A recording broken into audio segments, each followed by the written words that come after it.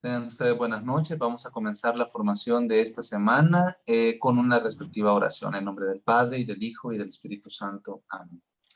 Señor Jesús, te damos infinitas gracias porque nos has regalado una semana más de vida, nos has dado la oportunidad de seguir perseverando en nuestro camino de fe y seguir, Señor, buscándote en donde podemos encontrar tu presencia en tu iglesia y a través de estos medios de formación. Te queremos poner en tus manos, Señor, toda la jornada de hoy. Queremos pedirte que seas tú quien conduzca toda esta clase, esta formación, que todos nuestros pensamientos, palabras y opiniones vayan orientados a darte a ti el mayor honor y gloria. Te queremos pedir, Señor, por todas las personas que en nuestro país atraviesan momentos difíciles, te los encomendamos, especialmente aquellos que han tenido problemas de salud o que están combatiendo contra la situación económica. Padre nuestro que estás en el cielo, santificado sea tu nombre. Venga a nosotros tu reino, hágase tu voluntad en la tierra como en el cielo. Danos hoy nuestro pan de cada día, perdona nuestras ofensas como también nosotros perdonamos a los que nos ofenden. No nos dejes caer en tentación y líbranos del mal. Amén. Santísima Virgen María, también te queremos pedir en esta noche que intercedas por nosotros, que tu oración, Señora, nos obtenga la gracia de tu Hijo que necesitamos para llevar una vida santa y para poder dar testimonio de nuestra fe. Dios te salve María, llena eres de gracia, el Señor es contigo, bendita eres entre todas las mujeres, y bendito es el fruto de tu vientre Jesús. Santa María, Madre de Dios, ruega por nosotros pecadores, ahora y en la hora de nuestra muerte. Amén. Que todo lo que hagamos en esta formación sea para la infinita gloria del Padre, y del Hijo, y del Espíritu Santo. Amén. Bueno, vamos a continuar esta semana con lo que tiene que ver con la formación en doctrina social de la Iglesia. Ya la doctrina social de la Iglesia, nosotros sabemos, es fundamental a la hora de poder entender la trascendencia del Evangelio. Muchas veces se nos critica o se nos cuestiona que tal vez la vivencia cristiana nos lleva a un desapego de las cosas terrenas. Y sí es cierto que nos lleva a un desapego en cuanto a que las cosas terrenas no son el fin de la existencia del hombre. Pero eso no quiere decir que la fe cristiana implique olvidarse de los problemas que suceden en este mundo, sobre todo cuando esos problemas afectan de manera grave a las personas que también pues coexisten con nosotros, muchos de ellos nuestros propios hermanos. Vamos a continuar en esta formación compartiendo acerca de ese tema. Estoy viendo ahorita que tal vez Jorge me compartiste la opción para compartir pantalla, pero lo hiciste a mi celular cuando normalmente lo hago desde la computadora. Así que les pido un par de minutos en todo lo que abro la presentación acá mismo en el teléfono.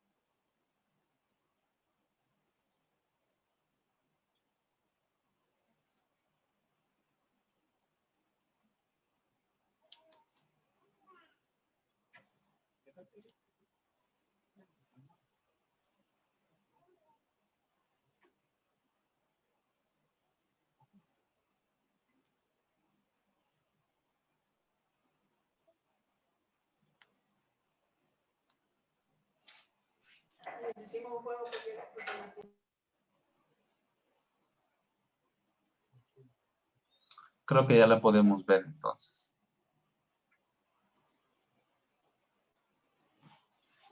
Entonces vamos a continuar con lo que se refiere a la unidad 12, que es la economía y los sistemas económicos. La clase pasada ya comenzamos a desarrollar este tema y estábamos viendo la importancia que que la economía y los sistemas económicos pues tenían a la hora de entender la doctrina social de la Iglesia. El valor intrínseco del trabajo. Uno de los temas más importantes a la hora de poder hablar acerca de esos temas de doctrina social es el tema del trabajo. El trabajo es una actividad humana que le permite al hombre el desarrollo pleno de todas sus facultades. Entonces, el trabajo es un elemento fundamental. Una sociedad plenamente asistencialista, donde el hombre no tuviera necesidad de trabajar. Imaginémonos una sociedad donde nosotros no tuviéramos que ganarnos el pan con el sudor de nuestra frente, sino que el Estado o la sociedad nos diera subsidios de todo y no tuviéramos la necesidad de hacerlo. A la larga no sería una sociedad que beneficiara al hombre, porque el hombre necesita del trabajo. Entonces, al darle todo al hombre, sin permitirle él, a través de su esfuerzo, conseguir esta dimensión del trabajo o conseguir esos bienes o ese desarrollo que él necesita, entonces le estaríamos causando al ser humano una especie de atrofamiento, se estaría atrofiando el hombre, porque el hombre necesita del ejercicio de la actividad laboral. Entonces, claro, y ese ejercicio de la actividad laboral le permite al ser humano, además de una obtención de bienes, le permite también al ser humano un desarrollo de otras facultades, un llegar a una plenitud. Entonces veremos, y tocaremos un poco el tema más adelante, que el Estado tiene que propiciar los elementos necesarios para que las personas o los ciudadanos puedan desarrollarse plenamente. Esto incluido, aparte del área puramente económica o material, también el desarrollo de la persona, y el trabajo es parte de esto. La economía está muy ligada al tema del trabajo humano. De hecho, es quizá clave esencial de toda la cuestión social, según nos lo diría el documento Labor en Exercens, que veremos referenciado en este tema varias ocasiones. Entonces, el tema del trabajo y el tema de la economía están íntimamente relacionados. No desde ahora y no desde la época de la Revolución Industrial, sino desde siempre. O sea, siempre la economía de las sociedades, incluso de las sociedades más primitivas, siempre estuvo plenamente relacionada a la capacidad de las personas de realizar su trabajo, su oficio, ya sea en el ámbito de la acción agrícola, ya sea en el ámbito de la artesanía o de otras ramas que se pudieron haber desarrollado en las épocas más antiguas. El desarrollo de estas artes o el desarrollo de estos oficios o de la agricultura, la abundancia de producto, de alguna manera permitía el intercambio, primero que nada entre los mismos individuos de un grupo, pero luego entre distintos grupos, y esto obviamente va sustentando los primitivos sistemas económicos. La Iglesia siente que es su deber el recordarnos la dignidad y los derechos del trabajo. En la época antigua, o sea, en todas las épocas han habido de alguna manera explotación laboral, o en todas las épocas no siempre se le ha dado al trabajo de las personas, al trabajador como tal y a su labor, el reconocimiento y el valor que le corresponde. Tristemente, durante toda la historia del hombre, las consecuencias del pecado han hecho que las relaciones interpersonales entre las personas pues no se desarrollen de la mejor manera. Esto propicia obviamente que nosotros tengamos abusos, explotación o otro tipo de delitos o otro tipo de actos en los cuales se lesionan los mismos individuos. Entonces, la Iglesia siente que es su deber luchar por la dignidad y los derechos del trabajo. Cuando comienza la revolución industrial, cuando comienza todo ese movimiento en el cual se hace un proceso acelerado de transformaciones, se comenzó a focalizar la actividad económica única y exclusivamente en obtener más ganancias, en aprovechar toda esta nueva tecnología, toda esta nueva maquinaria social que estaba surgiendo también, utilizarla para producir más mercancía y obtener mayores ingresos. Esa se convirtió como en la meta principal. Y el gran damnificado en este contexto fueron el trabajo humano, los derechos del trabajador. El trabajador como persona fueron los grandes damnificados, porque en el afán de aumentar la producción, pues el precio o el valor que se le daba al trabajo disminuyó muchísimo. Cuando se fomentó esta migración del campo a las ciudades, que todos nosotros sabemos que se dio durante esta época de la Revolución Industrial, cuando se propicia toda esta migración del campo a las ciudades, se satura las zonas industriales con una gran oferta de mano de obra. Y esto permitió, en aquella época en que las leyes laborales no existían y si había alguna era muy leve y no se aplicaba, permitió que muchos de los nacientes empresarios de esa época o de las industrias nacientes de aquella época pudieran ser ellos quienes determinaran cuál era el valor que debía dársele al trabajo, si se le debía dar un valor al trabajo. Y si en algún momento a los trabajadores no estuvieran de acuerdo o no les pareciera la remuneración que se les da o las condiciones que se les daba o el trato que se les daba en la industria respectiva, pues obviamente las personas que dirigían todo esto les podían decir, si ustedes no quieren, pueden irse, y afuera hay muchas personas buscando trabajar. Entonces, ese contexto de la revolución industrial se perpetuó, aun cuando pasamos ese hito histórico, se perpetuó en todo lo que vino después. Y por consiguiente, el valor del trabajo desde esa época hasta la época actual está en muchos lugares, quizá en la mayoría de nuestros países, por ejemplo, está bastante devaluado y constituye una, una gran dificultad ahora el poder reivindicar el verdadero valor que el trabajo tiene. Entonces, la iglesia, sin embargo, tiene la obligación, la iglesia tiene el deber histórico y tiene además la responsabilidad moral, porque Cristo nos ha mandado a cuidar de nuestro prójimo, de ver que al trabajador se le trate con dignidad y se le sepan reconocer sus derechos que como persona tiene. Y no solo sus derechos humanos, sus derechos como persona, sí, pero también los derechos que le surgen por el hecho de ser trabajador, que es otro grupo de derechos distintos. O sea, yo tengo derecho como ser humano a la libertad de expresión, tengo derecho a la vida, tengo derecho a una serie de prerrogativas de ley inviolables, pero al mismo tiempo, cuando yo me convierto en trabajador, yo adquiero ciertos derechos. Tengo el derecho a un salario, a una jornada laboral justa, cosas que obviamente fueron fruto de luchas muy largas. En el momento que surge este cambio de la revolución industrial, no existía toda esta construcción legal para proteger a las personas y por consiguiente fueron momentos muy duros. Muchas personas sufrieron vulneraciones grandes, graves y no pudieron hacer mayor cosa o las pequeñas conquistas que se fueron logrando costaron el sacrificio de muchas personas que vieron momentos de sus vidas bastante difíciles en pro de luchar porque se hicieran mejores condiciones laborales. Entonces, denunciar las situaciones en las que se violan también es un derecho, un deber de la iglesia. Nosotros, de hecho, vimos un poco de esto en la acción de los obispos acá en nuestra arquidiócesis. Creería yo, Monseñor José Luis Chávez y González, Monseñor Romero se destacaron mucho por poner la atención en esto. Monseñor Rivera y Dama, pues también tocaría un poco estos temas. Entonces, también es parte de la identidad diocesana de nuestro país el tener presente siempre la dignidad y los derechos de las personas menos favorecidas. De esta manera también la Iglesia busca contribuir a orientar estos cambios para que se realice un auténtico progreso del hombre y de la sociedad, porque nosotros garantizando que al trabajo se le dé el reconocimiento adecuado del valor que tiene y buscando también nosotros que la sociedad reconozca al trabajador en todo su valor y en todos sus derechos, eso viene en beneficio de toda la sociedad, no únicamente de las personas que de una manera más directa parecen beneficiarse. Al final, toda la sociedad se beneficia.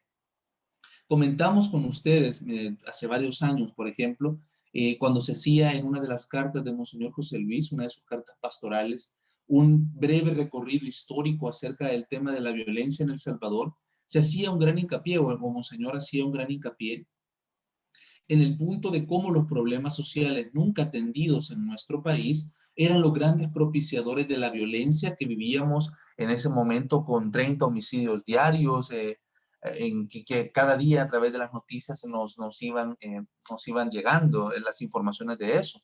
Entonces, él hacía un recuento histórico y pasaba por todas las etapas, desde la época de la conquista, pasando por la época de la naciente república, el siglo XX y el final de ese siglo XX, inicios del siglo XXI, repasando cómo la cuestión social en nuestro país nunca había recibido toda la atención y toda la importancia que merece. Y obviamente las consecuencias de no trabajar estas cuestiones sociales a la larga venían a constituir problemas para todos nosotros. Ya, y aquí hay un rey que en la Biblia, creo que fue el rey Ezequías, comete una acción imprudente y un profeta le dice: por lo que acabas de hacer en tiempo de tus hijos y de los hijos de tus hijos sucederán estas desgracias. Y entonces el rey toma una actitud bastante, era un buen rey pues, pero ahí toma una actitud bastante mejorable al decir: es bueno lo que me dices porque me estás queriendo decir que en mis días habrá paz. Entonces muchas de las generaciones anteriores que han vivido en nuestro país han pensado de la misma forma. O sea, ¿hay problemas sociales? Sí. ¿Ahorita han estallado? No. Entonces, mientras nosotros estemos tranquilos, que pase lo que pase después. Y eso ha venido propiciando que estos problemas tengan estallidos de violencia bastante fuertes. Ya desde las guerras civiles, bueno, desde la Revolución del 32, la guerra civil que tuvimos, y podríamos hablar también, de la violencia de las pandillas, pues definitivamente también vemos cómo se ha venido todo esto transformando en algo que se sale del control. Bueno, podríamos decir, y de hecho Monseñor José Luis lo insinuó en una de sus conferencias, que podemos ir camino a ser un Estado fallido, es decir, un Estado que no es capaz de velar por las mínimas prestaciones que le debe a la sociedad. Y esto es consecuencia en parte de nunca haber sabido reconocer el valor del trabajo y el valor de los trabajadores, entre otras cuestiones que obviamente abonan a la problemática social. Entonces, este tema es importante porque no es solo de hablar de economía, ya, sí, qué interesante, sino porque nos afecta a todos, porque todos nosotros trabajamos, porque a todos nosotros nos toca esforzarnos para llevar el pan a nuestra mesa y de esa forma poder cumplir con el desarrollo de nuestras propias familias. Es importante porque si nosotros no le damos importancia a esto, tal vez no sea más, o sea, ya en nuestra época vemos consecuencias terribles y muy fuertes, pero posiblemente 20 años más adelante, 10 o 15 o 30 años en el futuro, podríamos tener estallidos de violencia aún peores que lo que hemos estado viviendo en las últimas 2 décadas. Así que realmente es un llamado importante que la Iglesia nos da a través de la doctrina social para ir mejorando en estos aspectos. Examinando la relación entre el trabajo y el capital, se afirma que no es la estructura misma del proceso de producción la que causa los problemas, es decir, que la estructura misma de la relación laboral o de la relación de producción no es necesariamente la mala, es decir, que hayan personas que tienen la visión, la idea de innovar en una industria y que hayan capitales que respalden esa idea o esa visión, y por otro lado que hayan personas que con su trabajo concreticen esta industria. Eso en sí mismo no es nada malo, o sea, al contrario, es como la suma coherente de elementos que propician el desarrollo de la industria, las industrias o la economía. Entonces, en ese sentido, la estructura misma del proceso de producción no es el problema. El problema es aquí que no ponemos a estos tres elementos en el mismo plano, ya, sino que al contrario, le estamos dando siempre con mayor importancia al capital o al elemento del capital. Ya no es la idea o no es la innovación, no es tampoco el trabajo y los trabajadores que realizan la acción, sino que viene a ser la inversión de capital la que ocupa el primer lugar. Y obviamente al considerarse esta la más importante, tanto la capacidad creativa como la fuerza laboral son vistas como elementos prescindibles o elementos en los cuales se les puede se les debe sacar la mayor rentabilidad posible. Entonces, ahí es donde radica el problema que ha venido sucediendo en toda la historia de estos últimos 200 años para nosotros, en que el trabajo y la misma innovación, pero aquí centrémonos ya en el tema del trabajo. El trabajo está muy abajo en importancia en cualquier actividad económica, el capital. Ya, por eso, media vez haya capital, los sueldos o los otros derechos y prestaciones para los diversos, los sueldos o las diversas prestaciones para los diversos trabajadores, pues pueden bien que mal irse tomando a medias, ¿verdad? Y es así como a veces la clase política en nuestros países se alía o se alió o se sigue aliando de diversas maneras a estos capitales, tanto extranjeros como nacionales, que en muchas ocasiones, porque posiblemente no lo es en todas, no podemos generalizar nunca, pero que sí en muchas ocasiones pasan por encima de todos los derechos de los trabajadores. Entonces es importantísimo para nosotros el aprender que la correcta armonía entre estos diversos Entre esos diversos elementos que componen la estructura del proceso de producción, la armonía entre estos elementos va a propiciar obviamente una mayor estabilidad para el país y a la larga pues también una mayor promoción humana para las personas que trabajan en estas respectivas actividades económicas. Entonces, se llega a poner, entonces el gran problema es que se llega a poner el capital por encima del trabajo. Este problema es bien visto por el marxismo, es decir, el marxismo como visión económica hace un análisis de esto y en este punto le atina, o sea, eso es un problema, o sea, realmente tampoco era algo que hacía falta ser demasiado brillante para verlo, o sea, era algo muy evidente, pero que sin embargo hasta esa época no se expone de manera sistemática. Entonces el marxismo reconoce que hay un problema porque se está poniendo el capital por encima de la fuerza laboral. Claro, ya luego de esta premisa buena, el marxismo va a sacar algunas conclusiones que no son tan buenas, que no son tan correctas, pero al menos en identificar que esto estaba mal, lo hizo bien. Por eso también, en este sentido, la Iglesia tiene una visión mucho más amplia a lo que las corrientes económicas o a las que las vertientes sociales pueden tener. La Iglesia escucha, ve lo que estas ramas económicas o lo que estas propuestas económicas y políticas tienen, analiza si hay algún elemento de valor en todo esto, si hay algún elemento bueno, y obviamente desecha aquellas cosas que van contra el Evangelio o que al final son juicios o premisas equivocadas. En este caso, el marxismo reconoce correctamente esta debilidad de los sistemas de esa época, porque el capital estaba por encima de la fuerza laboral. Luego, a la hora de tratar de resolverlo, propone la violencia, propone la insurrección, propone la apropiación de los bienes por parte del Estado, propone un montón de cosas que a la larga la historia demostraría que económicamente tampoco fueron una buena solución y que no permitieron tampoco el desarrollo integral del hombre, ¿ya? Pero identifica adecuadamente el problema. Al menos eso hay que reconocerlo. Comenzamos a ver algunos extractos de los documentos del Magisterio de la Doctrina Social de la Iglesia que ya nos van a ir dando luz todavía más acerca de esta cuestión del trabajo. La confrontación entre el trabajo y el capital, porque luego obviamente el marxismo esto lo va a proponer, como es propio de esta doctrina política y económica, lo va a proponer como una lucha en el cual el sector que representa el capital lucha contra el sector que representa el trabajo.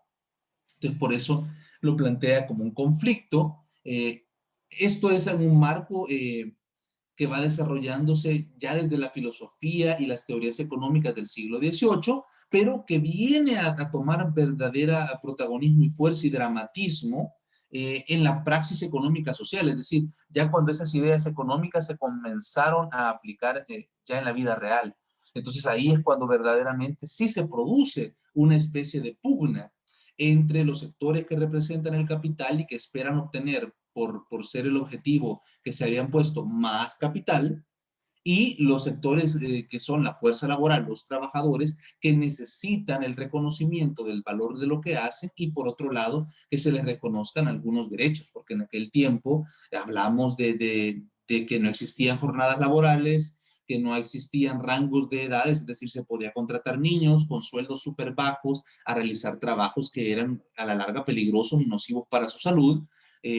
Si alguien moría, si alguien se enfermaba, si alguien era amputado, no existían leyes que dijeran que tenía derecho a un reconocimiento de estas cosas, los despidos podían ser casi que injustificados, el acoso sexual y laboral podía ser bastante fuerte, el agravio verbal también no había nada que lo regulara y obviamente las personas que habían dejado atrás su vida de granjeros o su vida agrícola para pasar a las ciudades, no todos lograban encontrar trabajo y comenzaban a surgir otros problemas sociales. Entonces, el ambiente era de verdadera crispación y confrontación y por consiguiente así se percibía en ese tiempo. Muchas veces llegaba a estallidos de violencia, donde algunos esporádicos tal vez, pero sí existieron en muchos países, estallidos de violencia donde los trabajadores, cansados de alguna política patronal determinada, comenzaban con acciones de violencia, atacaban, destruían instalaciones, agredían personas, etc. Entonces las fuerzas del orden, por supuesto, llegaban el apoyo, pero obviamente solo del capital y los derechos de los trabajadores no siempre eran bien representados. Así que era una época bastante difícil. Esa es la época de la industrialización y que cuando nace y se desarrolla precipitadamente, porque fue una cuestión que no es que dan cambios. Hoy en día vivimos una revolución también nosotros, una revolución tecnológica, ya muy similar, pero quizá incluso más vertiginosa que la de la revolución industrial, pero nos sirve para tomar ejemplo. Es esta gran corriente de cambios tecnológicos tan rápidos que cuando no nos hemos terminado de acostumbrar a uno, cuando ya tenemos una nueva tecnología. Apenas en nuestro país ha llegado el 4G y es moda mundial ya el 5G con las nuevas posibilidades que esto trae. Entonces, así como nosotros nos podemos sentir, híjole, si acabo de aprender a usar el celular y ya posiblemente en un futuro todo el trabajo ya no sea ni con el celular ni con la computadora, sino con un reloj, o sea a través de unas gafas de realidad virtual, o sea a través de otras interfaces. Entonces, de la misma forma, sucedía en el tiempo de la revolución industrial. El mundo agrícola se convierte en un mundo más urbano y las sociedades y las ciudades no estaban listas para acoger a todas estas personas. Y eso va a propiciar problemas, no había tanto empleo para toda la oferta laboral y hubieron personas que se quedaban sin trabajar, surge mayor delincuencia, industrias como industrias oscuras como la prostitución o las mafias van surgiendo en estas nuevas sociedades y esto va a crear peores situaciones de vida. Pues estos cambios tan rápidos eh, van acrecentando las riquezas materiales, sí, porque estas nuevas formas de producción, definitivamente hay más producto y se puede exportar a otros mercados, los precios son mucho más competitivos y por consiguiente hay más personas que consumen los productos. Eh, se perdía de vista, sin embargo, aquí nos concentrábamos tanto en los medios, es decir, en la producción, en las materias primas, en el dinero, pero perdíamos de vista el fin, porque toda actividad económica, no más que estar orientada a obtener ganancias, que es lícito y es válido que la actividad económica que realicemos produzca ganancias, pero pierde el fin principal, porque el fin principal de la actividad económica es la promoción del hombre. Ya en una sociedad cristiana, la actividad económica está orientada al final al beneficio de todos. Ya, obviamente en diversos grados, pero al final porque aquellos que han trabajado en esa industria y aquellos que a lo mejor son dueños de algunos de los medios recibirán una mayor rentabilidad, pero a la larga la sociedad se beneficia de eso. ¿Ya? Y eso no se nos tiene que olvidar, porque cuando lo olvidamos y nos concentramos únicamente en el bienestar personal, en el bienestar propio o de grupos muy pequeños, sometemos a gran parte de la población a situaciones muy deplorables y luego pues tenemos los estallidos de violencia social. Este error práctico ha perjudicado ante todo el trabajo humano, al hombre del trabajo y ha causado la reacción social éticamente justa. En muchos casos, las reclamaciones sociales han sido pues verdaderamente justificadas. ¿Ya? No promueve la iglesia ni en ningún contexto se debe hacer así la reivindicación violenta que produce daño a otros o la destrucción de bienes para poder reclamar cosas, pero sí se les reconoce a los trabajadores el derecho que ellos tienen a pedir unas mejores condiciones laborales.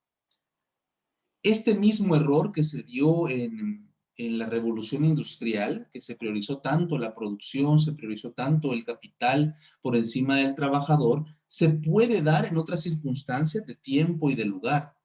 Si nos ponemos en la misma situación de pensar que el capital es más importante que el trabajador. Entonces, eso que pasó en la sociedad, en la revolución industrial, también puede pasarnos a nosotros y nos ha estado pasando a nosotros a lo largo de toda nuestra pequeña historia patria. Entonces también, y en muchos lugares del mundo, esto se suele repetir. Cuando veíamos en el siglo pasado, en el siglo XX, a inicios, estas sociedades totalitarias como las de tipo fascista, por ejemplo, en Alemania, en Italia, en España y otros países, de alguna manera podemos ver que aunque ellos sean ideológicamente muy opuestos a otras posturas totalitarias, como los regímenes comunistas, que podrían estarse desarrollando en China y en Rusia, por ejemplo, aunque ideológicamente, aunque ideológicamente habían grandes discrepancias, en la práctica económica se cometía el mismo error que vemos acá. O sea, se le daba mayor importancia a otra cosa que no fuera el trabajador. En el caso de dictaduras fascistas totalitarias, pues la prioridad era la raza, el Estado, el partido, los liderazgos, y entonces eso era lo importante y los individuos estaban sometidos, sus derechos, sus condiciones, su bienestar, al bienestar de esto otro. Y ahí veíamos discursos en los cuales estos demagogos de la supremacía racial, por ejemplo, hacían llamados a la población a hacer grandes sacrificios para que la raza escogida por la naturaleza o quién sabe por qué pudiera subsistir. Entonces, tenemos ahí un ejemplo de que en la misma actividad económica se puede poner otras cosas, no solo el capital. Bueno, el capital es uno, pero se puede poner otros elementos como fin y dejar siempre al trabajador, a la persona, como un simple medio. Esa es la inversión de los papeles y los valores. El hombre, la persona, el trabajador, es el fin de la actividad económica. O sea, la promoción del hombre debería ser siempre orientada al fin y no viceversa. O bueno, y lo mencionaba, los regímenes estos totalitarios de tinte comunista que denunciaban la opresión del capital por sobre el trabajador, pero que a la vez le ponían encima a otro tipo de, ya no el capital, obviamente, pero ponían otro tipo de finalidades, otros fines por encima del hombre, como podían ser el Estado o un concepto amplio y a la vez vago del pueblo o la clase obrera, pero que a la larga no se traducía en un mejor bienestar para los individuos, sino para ese ser global, para ese ser ambiguo, para ese ser intangible del pueblo o la sociedad, conceptos que quedan vagos y obviamente implicaban grandes sacrificios para los individuos, pues, porque había que renunciar a muchas libertades o económicamente había que renunciar a muchas cosas para que el Estado pudiera subsistir. Entonces, eso se ha venido repitiendo a lo largo de todos los siglos, de todos estos últimos 2 siglos. En nuestra propia historia nacional esto también ha pasado con matices tal vez un poco menos dramáticos, pero siempre, siempre muy ciertos. No se ve otra posibilidad de una superación de este error si no intervienen cambios adecuados. O sea, si no se hacen los cambios necesarios en el momento adecuado, entonces vamos a seguir perpetuando estos ciclos de descuido social con sus respectivos estallidos de violencia. Ahora atravesamos una época de violencia de pandillas. Puede ser que en unos años esta violencia de pandillas tal vez sea controlada o vaya, el fenómeno se vaya transformando, pero que después de un tiempo surja un nuevo estallido de violencia que puede tomar tintes incluso peores. Entonces hay que tomarnos en serio como sociedad la necesidad de darle atención a este punto. Ya hablábamos, creo, en la clase pasada, y si no lo hicimos, pues tal vez tocamos un poco esta clase, del tema del salario mínimo. A veces uno piensa que, bueno, que es solo cuestión de que una ley diga el salario mínimo es tanto, pero el tema del salario mínimo es mucho más que hablar de una ley que diga cuánto es. Para empezar, el salario mínimo no es la norma que nos debería regir, es decir, ese es el mínimo. Pero si en las facultades y las posibilidades de la empresa o de la industria podría estar pagar más que el salario mínimo, si las condiciones de capacidad y destreza del trabajador también lo ameritan, entonces el salario mínimo es solo una referencia, pero no debería ser como el salario estándar, porque el salario mínimo es el mínimo posible o el mínimo necesario. ¿Ya? Entonces, definitivamente que partiendo desde ahí, el tema del salario mínimo es muy, muy discutible, pues requiere una discusión muy profunda. No es solo que alguien diga va a ser de tanto, o sea, es algo muchísimo más complejo que eso. Aparte tenemos que ver otras situaciones, porque qué bonito fuera que si la ley dijera el salario mínimo es tanto y todo sigue igual de bonito, solo que nos empiezan a pagar más. Pero hay otros elementos que van unidos a la subida del salario mínimo, como es la inflación, por ejemplo, ya que al ver de repente algunas industrias o algunos servicios que las personas tienen más dinero, comienzan a elevar el precio de algunos productos. Ya, entonces no necesariamente la subida del salario mínimo implica una mayor capacidad adquisitiva por parte de las personas, porque a la par de la subida del salario puede ir una subida de precios, por un lado. Y por otro lado, y quizás uno de los factores más importantes también cuando se toca ese tema, es el punto en el cual muchas veces la capacidad de las empresas o de las industrias no les permite el poder subir los salarios de todos sus empleados. Entonces se sigue una política de recorte laboral. Es decir, para poder pagar lo que la ley me exige, yo debo reducir mi plantilla laboral y debo pedirles más, debo aumentar las metas de producción para tratar de mantener más o menos la empresa en los mismos niveles, pero sin poderles pagar, sin poder tener más mano de obra. Entonces, eso también puede ser un gran problema social. Por eso el tema del salario mínimo, que va unido obviamente al tema del trabajo, es un tema amplio que se debe discutir con un involucramiento de todos los sectores. En regímenes populistas de derecha o de izquierda, una metodología muy fácil de ganarse de alguna manera el aprecio popular es anunciar subida del salario mínimo.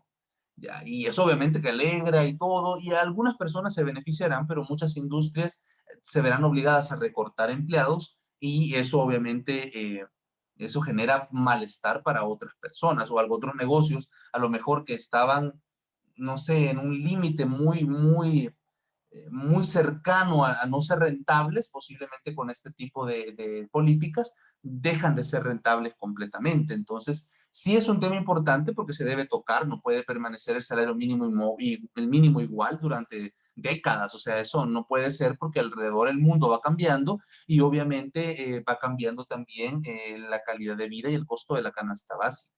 Entonces, esto debería ser algo que se estudiara muy bien y que si de verdad las empresas o la economía nacional es capaz de sustentar esto, que se haga. O sea, si la economía de un país y la economía de las empresas les permite aumentar el salario mínimo, excelente. Pues tiene que hacerse, es algo que nos interesa que se haga, porque beneficia a los demás. Pero a la par tiene que ir un control adecuado de la subida de precios y tiene que escucharse a la empresa para ver si es realmente factible que se puedan subir los salarios de esa forma sin que esto propicie despidos.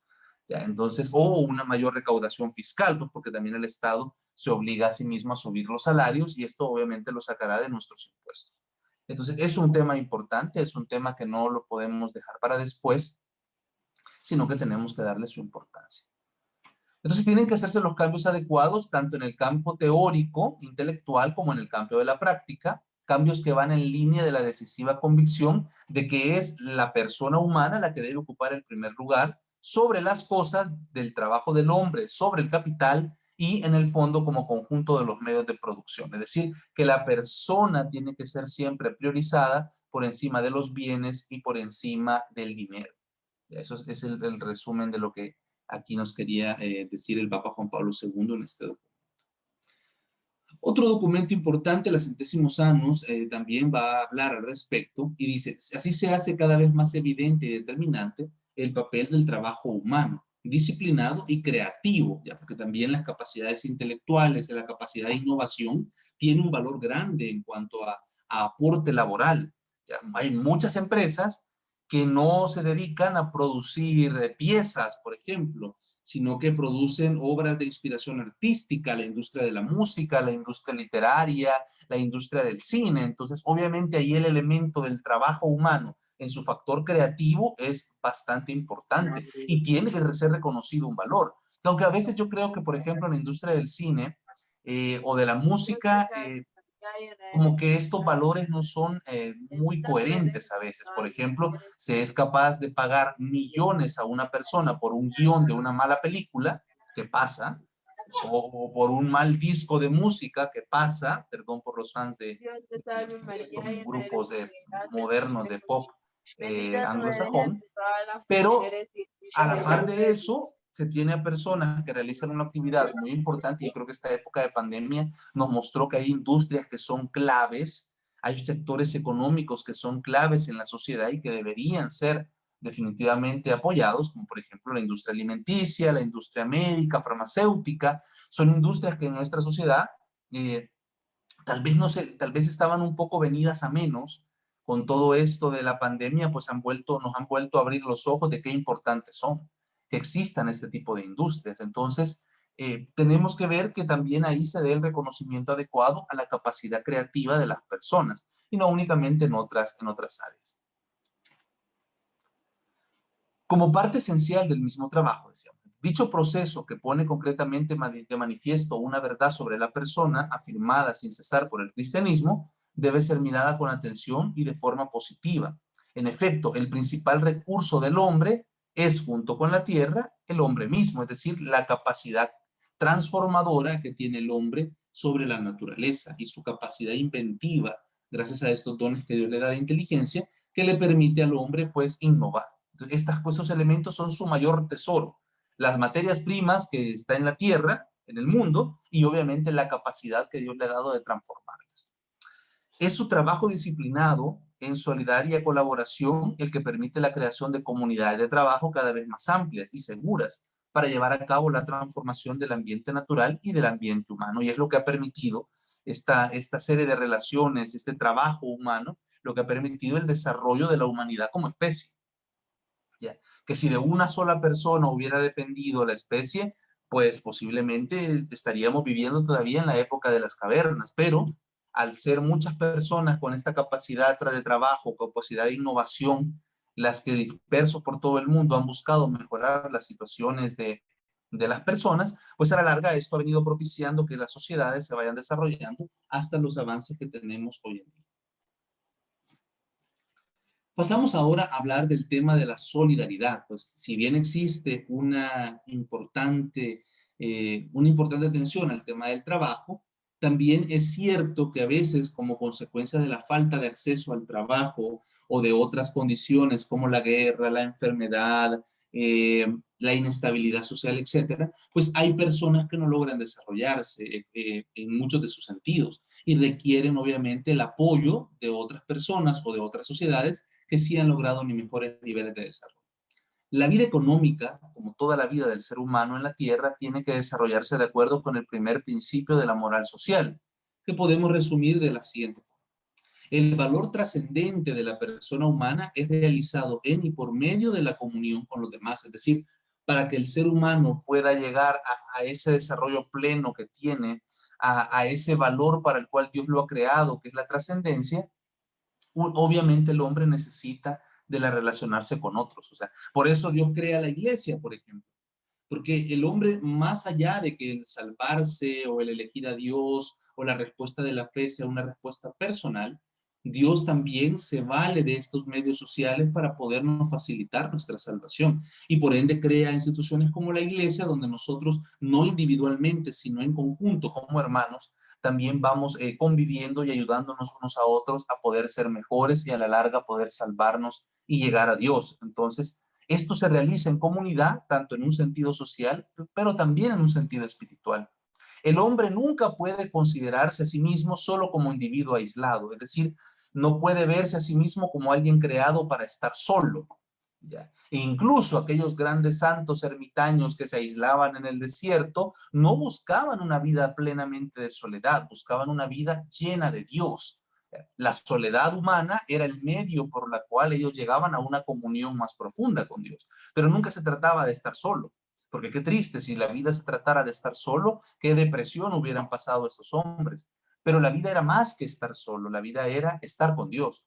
Entonces aquí nosotros en este mundo podemos estar con Dios a través de la comunión con los hermanos. O sea, bendito Dios que nos da la iglesia y que dentro de la iglesia nos da las realidades espirituales o los movimientos eclesiales, donde nosotros podemos compartir y vivir nuestra fe de una forma comunitaria. ¿Ya? No estamos en un combate individual frente al mundo y el demonio, en el cual obviamente saldríamos muy derrotados, sino que estamos en un combate en el cual podemos apoyarnos mutuamente.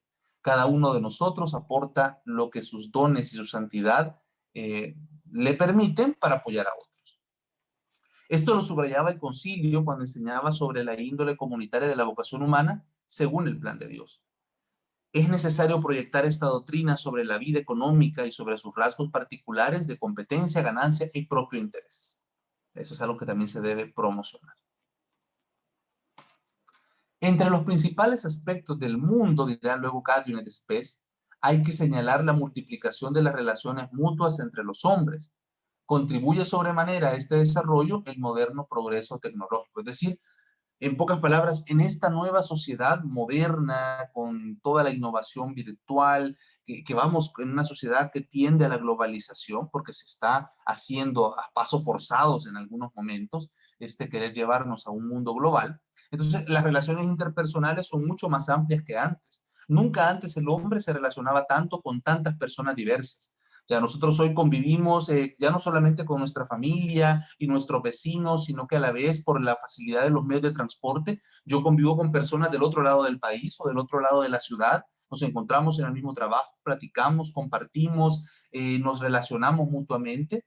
Ya antes las relaciones laborales eran de la gente que vivía en el pueblo, la gente que vivía en la misma ciudad o en el mismo barrio, los vecinos, la familia. Ese era nuestro ámbito social. Hoy nuestro ámbito social es mucho más amplio, es quizá el mundo mismo, porque los medios de comunicación así también lo permiten, los medios de transporte así lo permiten. De repente yo, por ejemplo, les contaba, yo trabajaba antes en la costa, conocía personas con las que hace 50 o 100 años tal vez nunca me hubiera podido relacionar geográficamente. Ya, pero por la innovación de los medios de transporte es posible. O hablamos del fenómeno de las redes sociales o el teletrabajo. Ya el teletrabajo, las redes sociales, las videoconferencias permiten hoy una multirelación muy amplia. Entonces, más que nunca estamos en un mundo en donde se han multiplicado las relaciones entre personas. Hoy nuestro ámbito social es mucho más amplio de lo que pudo haber sido hace 50, 100 años atrás. Bueno, no, de lo que pudo haber sido hace 15 años ya, o sea, no yéndonos tan lejos. Hace 15 años no teníamos un grupo social tan amplio como este. Sin embargo, la perfección del diálogo fraterno no está en este proceso, sino que más hondamente está en la comunidad que entre las personas se establece, la cual exige el mutuo respeto de su plena dignidad espiritual. Y aquí me gusta también que el documento toque el tema de la dignidad espiritual, porque cuando se habla de cuestiones de doctrina social, casi siempre lo primero que pensamos es en mejores condiciones económicas para las personas. Pero eso sería ver la doctrina social de una forma muy corta, porque no solo hablamos de dinero, aquí se habla de un desarrollo integral de la persona. ¿Ya? Entonces, ese desarrollo integral de la persona no solo implica tener cosas o tener dinero, implica desarrollarme. Y una de las áreas principales donde el hombre se desarrolla o debe desarrollarse es en el tema espiritual. ¿Ya? Un desarrollo económico que no va a la mano de un desarrollo espiritual no es un desarrollo integral del hombre. Ya encontramos personas que no le encuentran sentido a su vida, personas existencialistas que no saben para qué están aquí, personas que se cansan de las cosas que tienen porque no saben orientarlas de una buena forma. Por eso es importante que en estos temas de doctrina social no lo restringamos todo al dinero o a los bienes materiales. Eso es parte de, pero no lo es todo. El desarrollo integral del hombre implica más cosas, implica el desarrollo de todas sus áreas y facultades. Dios, que cuida a todos nosotros con una paterna solicitud, ha querido que los hombres constituyan una sola familia y se traten entre sí con espíritu de hermanos. Esa es la idea que Dios obviamente tenía para nosotros, que nos viéramos a todos como hermanos, independientemente de nuestra lengua o de nuestros diversos orígenes. Ahora, la forma en que esto se lleva a cabo es muy discutida en este siglo que estamos nosotros viviendo, el siglo XXI. Estamos en un proceso forzado de globalización donde la idea de los estados nacionales que nosotros crecimos viendo a lo largo de todo el siglo pasado se está dejando de lado. ¿Se acuerdan antes qué importancia se le daba? A nosotros crecimos en un ambiente en el cual la idea de la relación de las personas de una forma más internacional o global era que los estados nacionales tuvieran relaciones pacíficas los unos con los otros. Esa era la visión. Ahora la visión moderna es diferente. Es un mundo global a secas. ¿Ya? En nuestra época no, por eso les decía, ustedes se recordarán en nuestra época cómo se nos insistía en los símbolos patrios, en la historias de los próceres que no siempre eran historias muy reales. A veces la historia de los próceres estaban un poco modificadas para hacerlos ver mejor de lo que eran. Era construir toda esta idea del Estado-Nación, la identidad nacional, las elecciones de los deportes en las cuales se representaba el país. Toda esta gama de ideas estaba en la corriente de que yo me identificara como parte de un Estado nacional. Hoy, ante el proceso de la globalización, el Estado nacional es visto como un estorbo. Por eso se recalca tanto que no sirven, que hay corrupción. O sea, toda esa mala prensa que tiene el Estado-nación es en vista de que en algún momento lleguemos todos a la conclusión, los estados nacionales nos sirvan, y por consiguiente, ¿qué es lo que toca? Hagamos un solo país, un solo gobierno en el mundo, que suena bonito. Yo no digo que no, de hecho, los que venden la idea de la globalización lo presentan como la solución de muchos problemas, no hay guerras, no hay desigualdades económicas. Este tema mismo de la pandemia es muy utilizado por las élites globalizadoras que dicen, ya ven, si solo hubiera habido un gobierno mundial, una sola política a la hora de tratar la epidemia hubiera garantizado mejores resultados, etcétera. Parece bonito.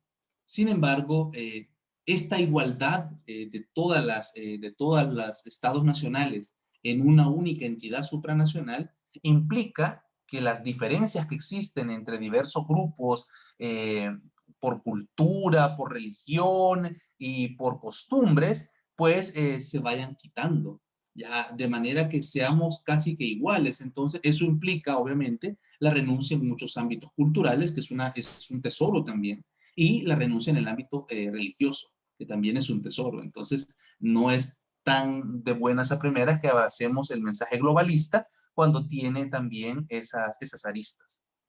Entonces, sin embargo, más allá de esta distorsión que vivimos en el siglo XXI, sí podemos decir que Dios nos invita a que no nos veamos como grupitos, sino que veamos a todo el mundo como realmente nuestros hermanos. Esta doctrina posee hoy extraordinaria importancia a causa de dos hechos, continuará diciendo Gaudium et Spes, esta doctrina de, de vernos a todos como hermanos, como una gran familia. Primero, la creciente interdependencia mutua de los hombres. Pocas veces las sociedades han estado tan relacionadas las unas con las otras. Esta misma pandemia nos muestra que estrechamente está relacionada, porque hace 500 años una epidemia en China posiblemente no hubiera llegado a El Salvador. Posiblemente habría afectado a los países cercanos, pero no a los nuestros. Entonces, hoy nos damos cuenta que todo el mundo está relacionado el uno con otro. Si yo quiero un adorno para mi celular que me gusta, un estuche, un accesorio, me meto a eBay y lo puedo comprar, o sea, me meto a un sitio web de Estados Unidos y puedo comprar un producto que está en la India o en China. Me lo puede embarcar una empresa australiana que lo va a llegar a Estados Unidos y luego otras subempresas mexicanas o salvadoreñas me lo traerá acá. Entonces, las conexiones que existen hoy en día en este mundo realmente nos muestra que el bienestar de todos nos importa. O sea, el bienestar de los chinos me importa. El bienestar de los hindúes me importa. A mí me importa mucho. ¿Por qué? Porque eso afecta a mi vida. O sea, imagínense ustedes, por ejemplo, que a los chinos no se les reconozca sus derechos laborales, implica que ellos allá reciben salarios bajos. ¿Y eso qué me puede afectar a mí? Pueden decir, bueno, que a la hora de que un capital de inversión esté queriendo construir una fábrica o un lugar de trabajo, un centro industrial, no va a venir a El Salvador porque él sabe que a lo mejor en la India o en China puede pagar menos salario y por consiguiente se va a llevar el trabajo hacia allá para obtener más ganancias. Obviamente lo está viendo desde la perspectiva del capital y no del trabajador.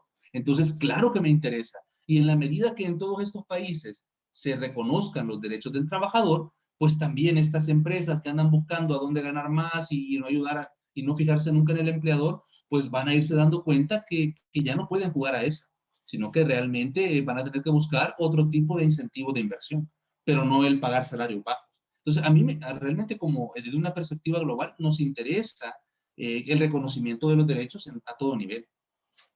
Y por último, la unificación creciente del mundo. Todas estas políticas que a lo largo del siglo XX y más hoy en el siglo XXI están casi que forzando la idea de la globalización. Esta semejanza que el hombre tiene con Dios demuestra que el hombre, única criatura a la que Dios ha amado por sí misma, es decir, de todas las criaturas de este mundo es a la que Dios ha amado por su propio ser, no puede encontrar su plenitud si no es en la entrega sincera de sí mismo a los demás. El ser humano, si no se entrega sinceramente a otros, no es feliz nunca. Ya puede engañarse o puede de alguna manera acallar un poco esa voz interior que le llama a buscar algo más trascendente, puede quedarse afanado en la búsqueda de las riquezas, pero realmente una vida que no se da a los demás no es vida. El hombre no encuentra un verdadero sentido de desarrollo y de plenitud. El hombre está hecho para entregarse a otro. Ya lo vemos desde el paraíso. Ya Adán no siente bonita la vida en el paraíso hasta que Dios le pone a Eva, porque ahí entonces él va a poder entregarse a un igual.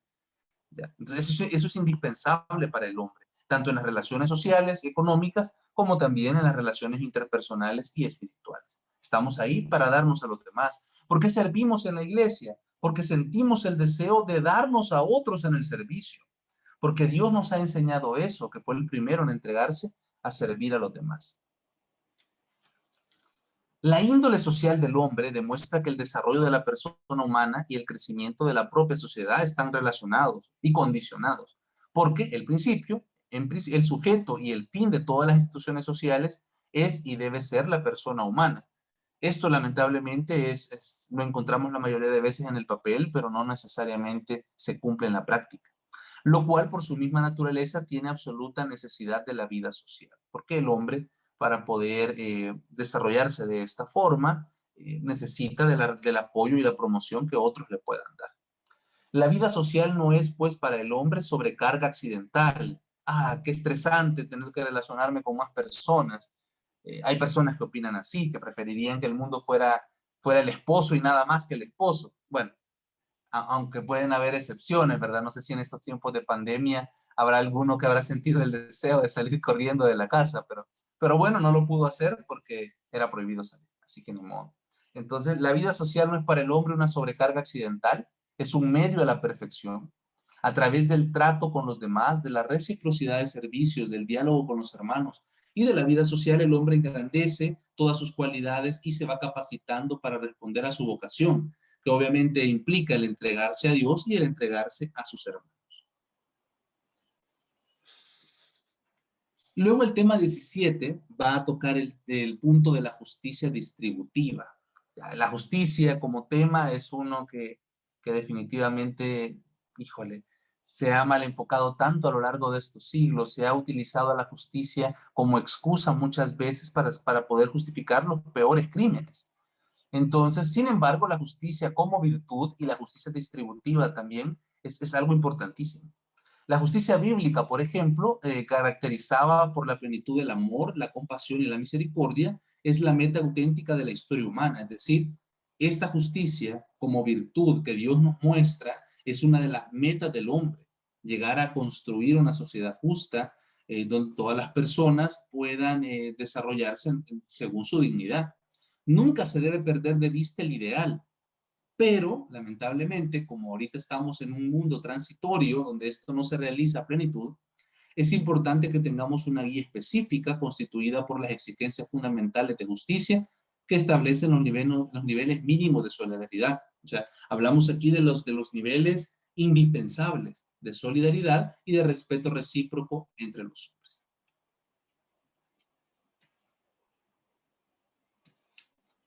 La enseñanza social cristiana no sostiene la tesis de una igualdad aritmética entre las personas, pero sí desaprueba aquellas estructuras que dejan empobrecerse a grandes masas de personas, reduciéndolas a la dependencia más absoluta. ¿Qué quiere decir esto? Pues básicamente lo que está queriendo decir es, ok, no, la enseñanza social cristiana no dice todos deben tener lo mismo, porque se reconoce que de repente por algunas circunstancias de creatividad, ingenio o de necesidad, habrán personas que deberían tener más cosas que otras o administrar mejor cosas que otras. O sea, la igualdad aritmética no es parte de la enseñanza cristiana, es decir, todos tienen 5. O sea, eso no es parte de la enseñanza cristiana. ¿Ya?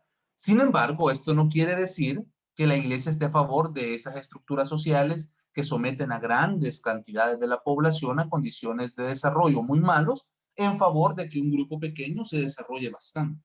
¿Ya? O sea, eso tampoco es lo correcto. Nos estaríamos siguiendo a los dos extremos y ninguno de los dos extremos nos ofrece una verdadera respuesta. En este sentido, el pecado económico más grave es la exclusión, tanto política como económica, y que normalmente la exclusión política y la exclusión económica van de la mano, porque aquellos sectores más desfavorecidos económicamente también suelen ser los que menos voz política tienen, ya porque únicamente los buscan los días de las elecciones, les regalan, y lo hemos visto todos nosotros con vergüenza en la historia de nuestro país, nos regalan una bolsa de súper o una caja de pollo o no sé, Y luego esos sectores de la población que votaron por cierto grupo, de repente quedan olvidados, su voz política se pierde hasta la próxima elección. Y generación tras generación de políticos y que van apareciendo repiten ese mismo patrón. Entonces la exclusión económica suele ir muy de la mano de la exclusión política. Tristemente es la realidad en la que nosotros nos desenvolvemos.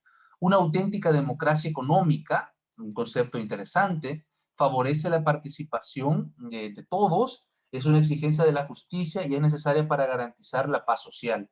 La posesión del dinero implica siempre poder, y el poder tiende a perpetuarse, no a compartirse, es decir, aquellos que suelen amasar el poder no lo quieren compartir, ¿ya? Sino que aquel que tiene el poder casi siempre lo que busca es seguir teniendo el poder, no compartirlo. Esto lo hacen a través de métodos fraudulentos o también lo pueden hacer a través de la violencia ya más descarada. Entonces, tristemente es la realidad en la que nosotros vivimos. Entonces, el pecado de la exclusión económica, el pecado de la exclusión política, somete a grandes cantidades de nuestra población a una situación de injusticia y así nos garantizamos todos que va a haber estallidos de violencia social. Hay que realizar ahora a nivel económico el mismo esfuerzo que se hizo en los siglos pasados para extender la democracia a nivel política. O sea, durante el siglo XX, siglo XXI, ¿cuántas invasiones y guerras y acciones y bloqueos económicos no se han hecho para garantizar la democracia política?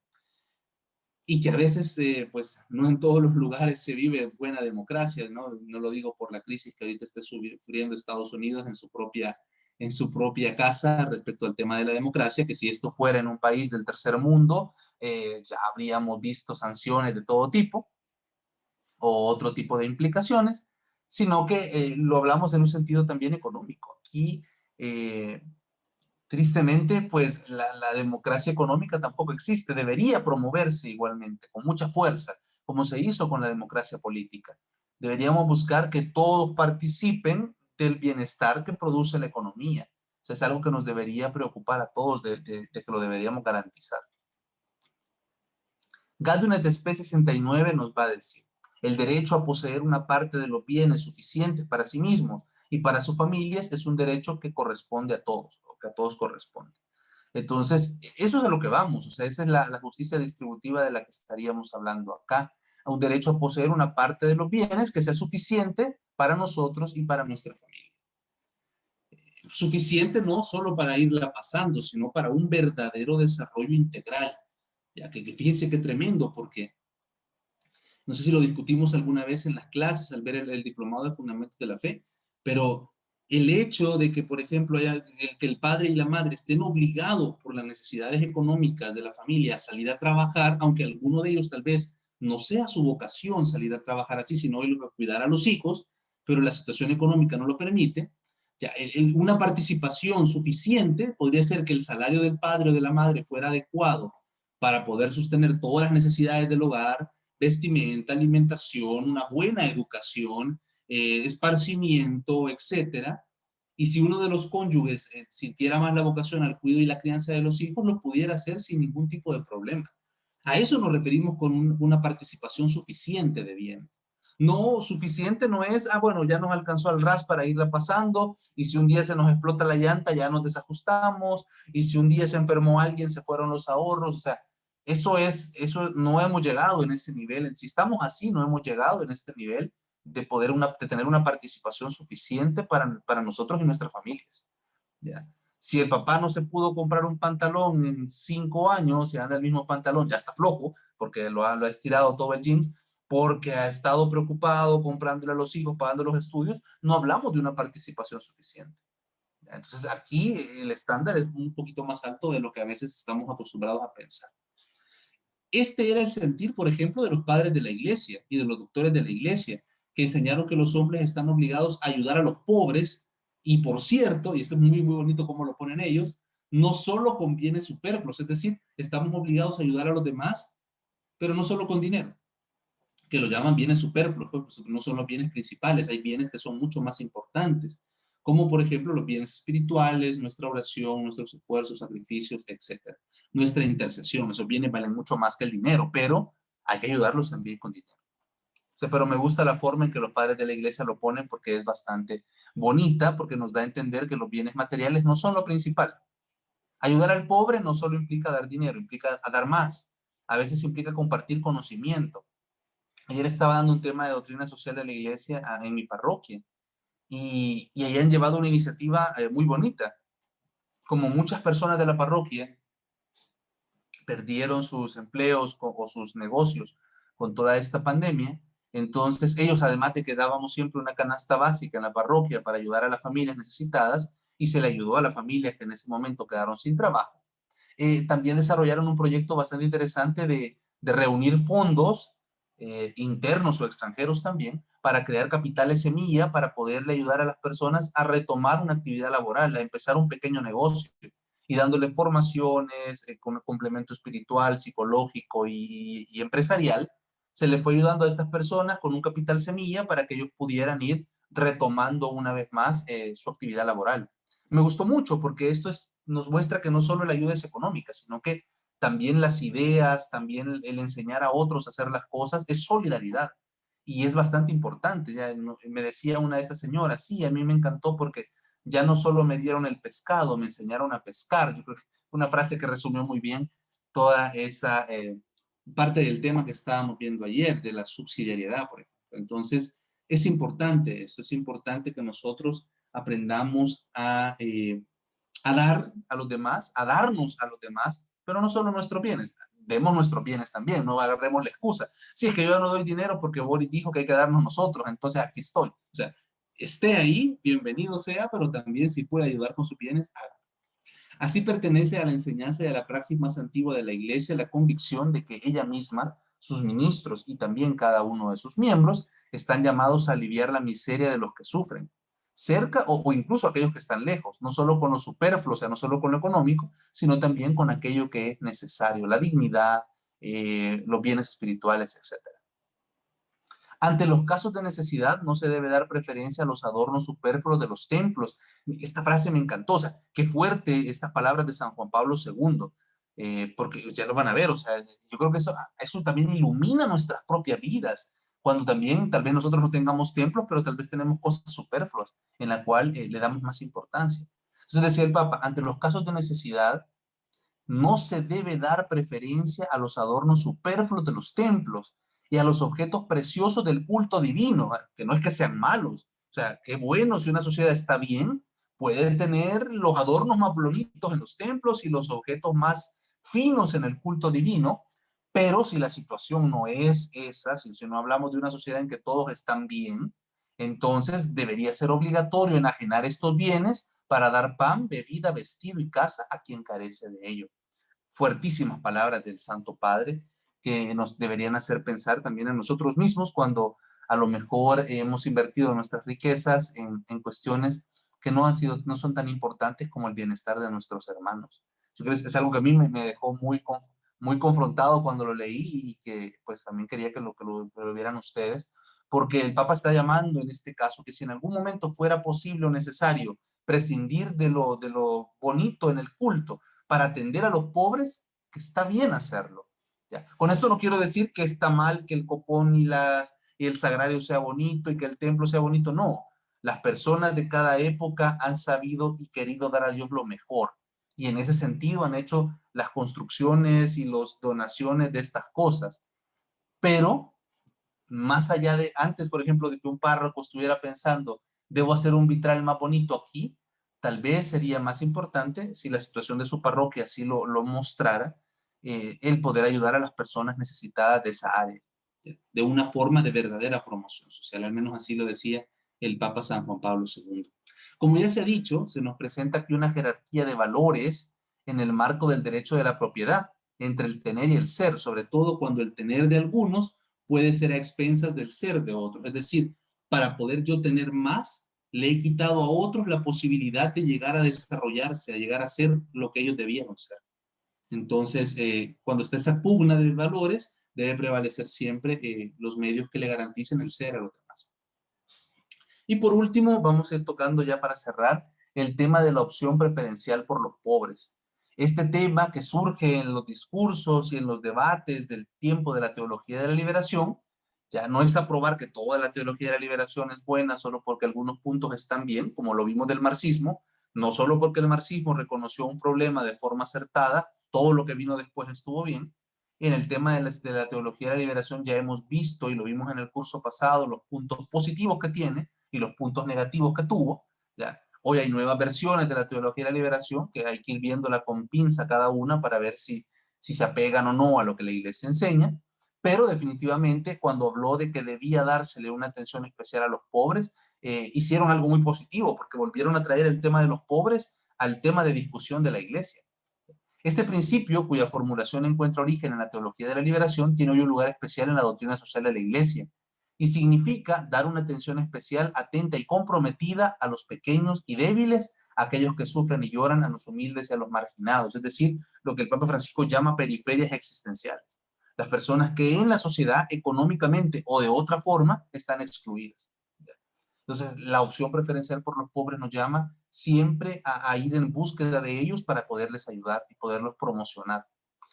Las corrientes de la teología de la liberación emplean esta categoría de diversas maneras. Hay unos que usan la palabra, pero le dan un concepto diferente. Pero cuando el magisterio la asume, o sea, cuando el magisterio toma el concepto, lo hace entendiéndola de esta forma.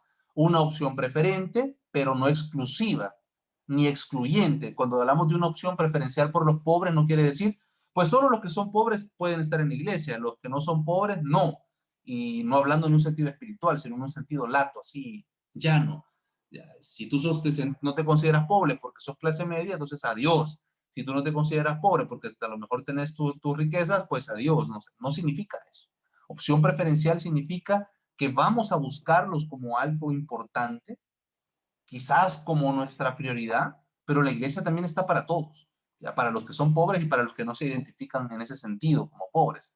¿Ya? Y no hablo aquí de la pobreza espiritual, sino en su contexto económico. Los pobres se deben entender como un grupo humano y no como una clase social en lucha, que era lo que la teología de la liberación de tinte marxista y el marxismo propiamente hacían.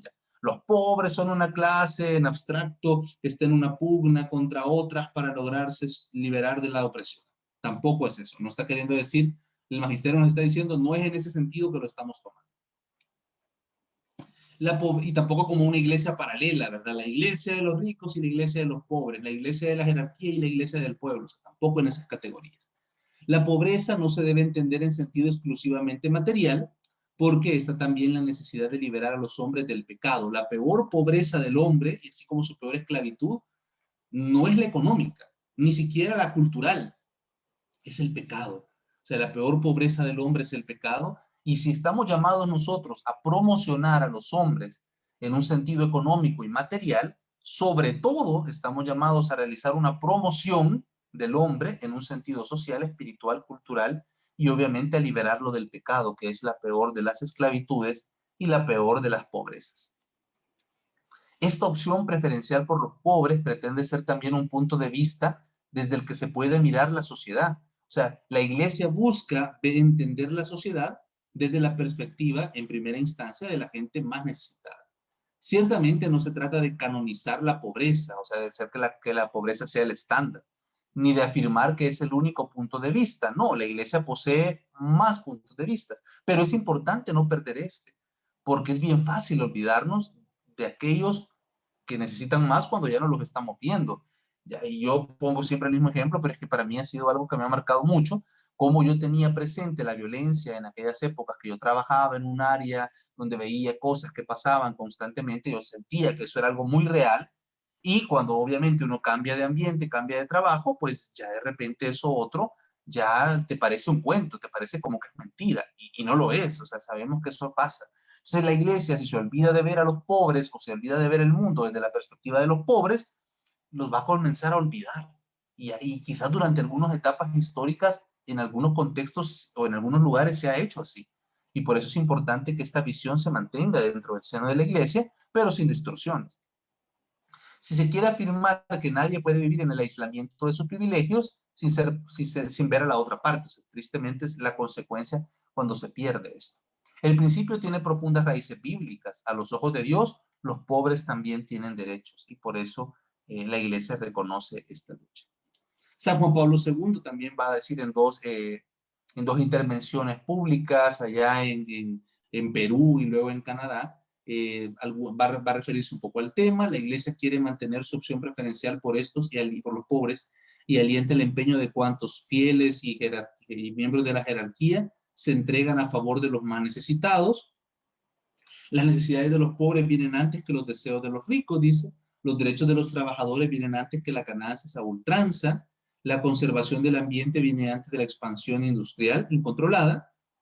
La producción útil para las necesidades sociales viene antes que los gastos militares. Aquí estoy tratando de decir, la prioridad es esto. O sea, no quiere decir que las personas que quieren generar más riqueza están mal solo por eso. O sea, puede haber una generación ordenada de riqueza, sí puede haberla, pero no tiene que estar eso antes que los intereses de la gente más necesitada, no puede estar antes el desarrollo industrial que el medio ambiente, ni puede estar antes los gastos militares que los problemas sociales. Eso lo está queriendo establecer un orden de jerarquía. En otro documento, como solicitud de redes sociales, la doctrina social de la Iglesia nos decía que hoy tiene que abrirse a una perspectiva internacional. Ya desde el Concilio Vaticano II se veía, porque obviamente estamos en un mundo más globalizado. No será pues superfluo examinar de nuevo y profundizar bajo esta luz los temas y las orientaciones características tratadas por el magisterio en estos años. Entre dichos temas quiero señalar, decía el Papa, la opción y amor preferencial por los pobres, otra vez tocando ese tema. Esta opción o una forma especial de primacía en el ejercicio de la caridad cristiana, ya es decir, que la acción de la Iglesia va en primera instancia a favor de los pobres, pero no es que solo ahí, pero es su punto primero, de la cual da testimonio por la tradición de la Iglesia. Se refiere aquí a la vida cristiana en general, en cuanto imitador, el cristiano en cuanto imitador de Cristo, pero se aplica igualmente a nuestras responsabilidades sociales y consiguientemente a nuestro modo de vivir. Pero hoy, visto de la dimensión mundial que ha adquirido la cuestión social, este amor preferencial por los pobres, con las decisiones que nos inspira, no puede dejar de abarcar las inmensas muchedumbres de hambrientos, mendigos sin techo, sin cuidados médicos y sobre todo sin esperanza en un futuro mejor. No se puede olvidar la existencia de esta realidad que está fuera y de la cual a veces nosotros mismos somos parte, ¿ya? Porque quieras o no, bien que mal, hay circunstancias de la vida o hay etapas de la vida en que nosotros podemos sentirnos incluidos en todo esto. Ignorarlo significaría parecernos al rico Epulón que fingió no conocer al mendigo Lázaro postrado a su puerta. O sea, ignorar estas necesidades de esta gente que sufre, pues nos haría igual que este señor Epulón que no quiso atender a Lázaro, ¿verdad? Y que solo le daba migajas que caían de su mesa. Jesús nos va a hacer en ese sentido un llamado ante la riqueza. Cuidado, nos dice Jesús, porque las riquezas pues pueden ser para muchas personas ocasión de perdición. Y eso es algo que tristemente muchos de nosotros lo hemos podido constatar. Por último, el servicio del hombre, la finalidad fundamental de la producción industrial o de servicios o de bienes no es el incremento de productos, ni el beneficio, ni el poder, sino el servir al hombre. Un servir al hombre, a un hombre desarrollado integralmente, que teniendo en cuenta sus necesidades materiales y sus exigencias intelectuales, morales, espirituales y religiosas, pues por lo que decía yo, que esta promoción humana de la que hablamos acá, o promoción social de la que hablamos acá, no se restringe únicamente al ámbito económico. De esta forma, la actividad económica debe ejercerse siguiendo sus métodos y sus leyes propias dentro del ámbito del orden moral para que se cumplan así los designios de Dios sobre el hombre. Es decir, que el hombre es el fin y no el medio en las relaciones sociales.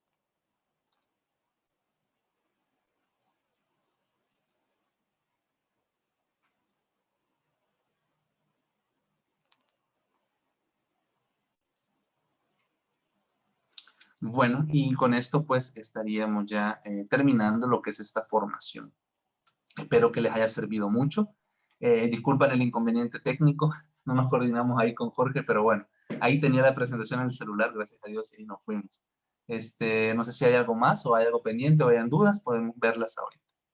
Bueno, yo en lo personal quiero decir que este capítulo me ha hecho sentirme, no me ha hecho sentirme, ¿verdad? Sino que me ha despertado el compromiso grande que tenemos, ¿verdad? Como cristianos, ¿verdad? A ir más allá del simple hecho de convertirte en alguien que va a misa, que comulga, ¿verdad? Que se confiesa, sino que ir al hecho de ver a mi hermano, a mi prójimo, ¿verdad?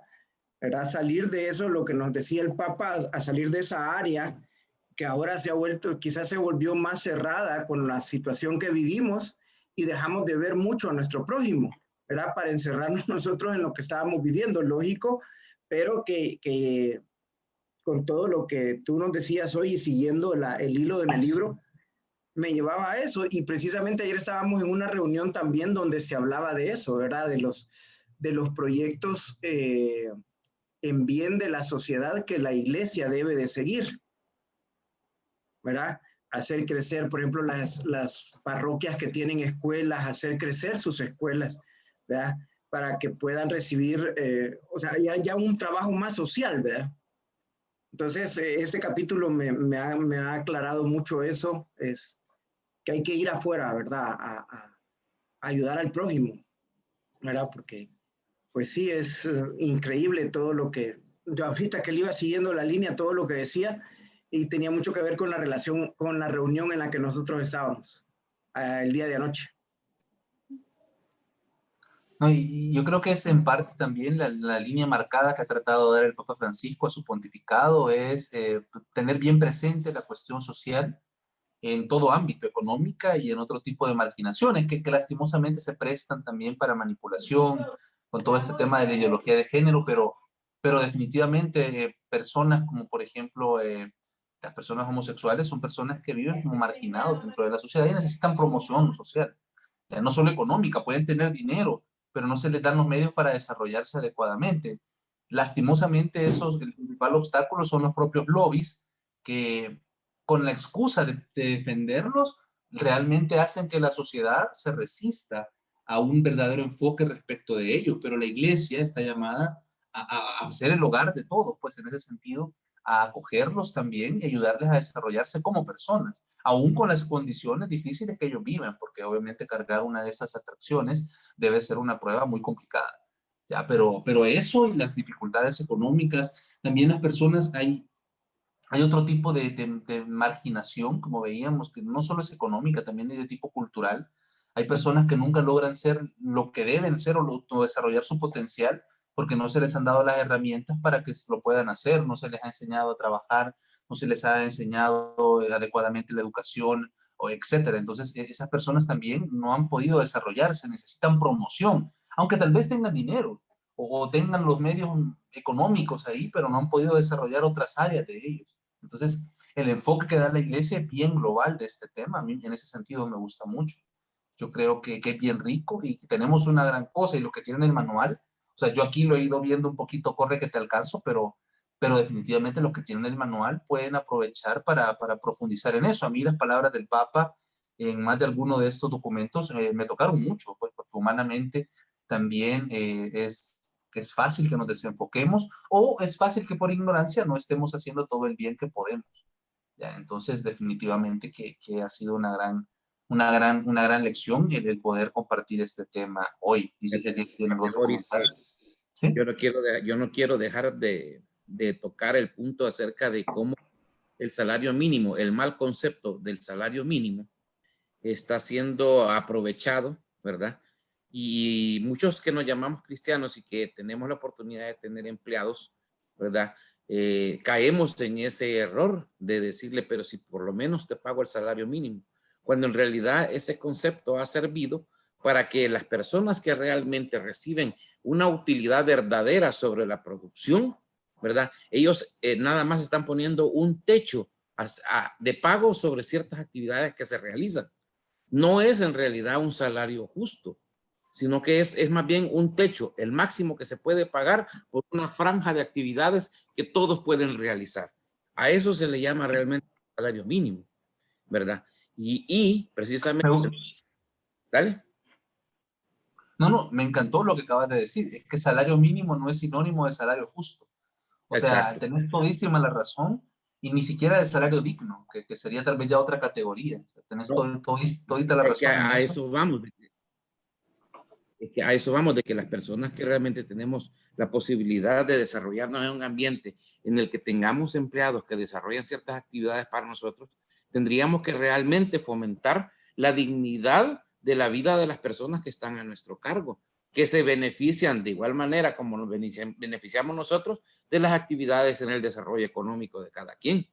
Vea, y eso implica también que no solamente un auxiliar tiene que pasar de ser auxiliar a ser otra persona más luego de eso. Y en realidad la promoción, la educación y el desarrollo de las habilidades de las personas tienen que llevar a que su familia llegue a ser compensada por ese trabajo realizado por un empleado tuyo, ¿verdad? O sea, que no solamente se trata de mantener que este es auxiliar y yo lo voy a mantener de auxiliar toda la vida, porque, ojo, también yo pienso que eso es un pecado, ¿verdad? No permitir que una persona que está trabajando contigo y que te genera un beneficio no se desarrolle para que lleve ese desarrollo a su familia, ¿verdad? Eso también considero que tendría que ser o un pecado de omisión o un pecado de algo, pues, pero sí no se puede permitirse. Y viendo que, por ejemplo, realmente el desarrollo de la justicia que se nos pide y la visión hacia los pobres, nada más que el fin último que te tiene que llevar al desarrollarte vos como un empresario, como una persona que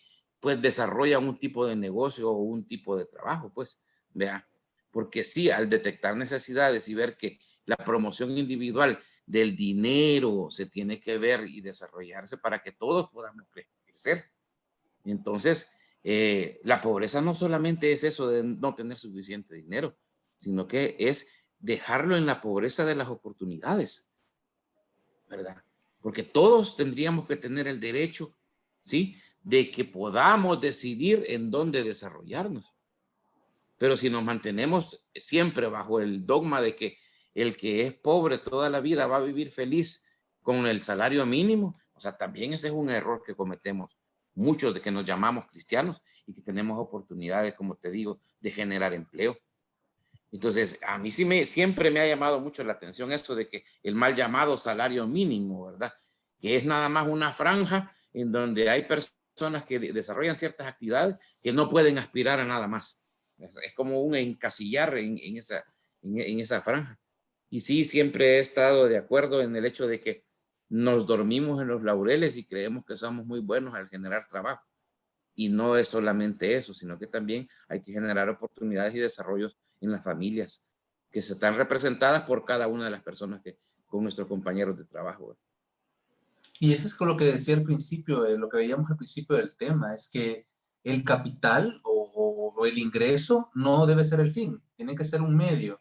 El fin es promocionar a las personas. Yo como empresario, o sea, un empresario católico, no es malo que él busque tener ganancias, es natural, pues para algo empezó la industria y la empresa, pero no debe ser su finalidad solo la ganancia, sino el desarrollo del hombre. O sea, requiere ser una persona madura, una persona con valores, que sepa sentarse y decir, ok, para lograr esta ganancia voy a tener estos empleados, pero solo puedo tener estos empleados si les doy las condiciones adecuadas, no solo económicas, les puedo abrir otras perspectivas. Y ese es como el llamado. O sea, ahora, ¿qué es lo que suele pasar a veces? Que muchos ya nos agarró la situación ya en el caballo. O sea, yo ya tenía mi empresa, ya tenía tantos empleados y hoy que les quiero dar un salario digno a unos, me vería en la obligación de despedir a otros. Entonces, ¿cómo hago? O sea, ¿cómo voy manejando esto? ¿Cómo voy mejorando esto? Y eso ya es algo que se tiene que ver en el caso concreto. O sea, yo ya estoy en esta situación, ¿qué puedo hacer? ¿Cómo puedo ir mejorando sin que eso implique dañar otra familia de las que trabajaban para mí? ¿Cómo puedo ir ordenando? ¿Qué otras alternativas puedo ir poniendo? Yo he conocido personas que se han encontrado en este caso, personas que se han convertido a mitad de sus vidas y tocando estos temas, de repente te dicen, fíjate que yo ya estoy así, y entonces si yo hago un cambio aquí, porque lo quisiera hacer, yo lo podría hacer, ya hice números, pero afectaría 15, 20 familias por este lado.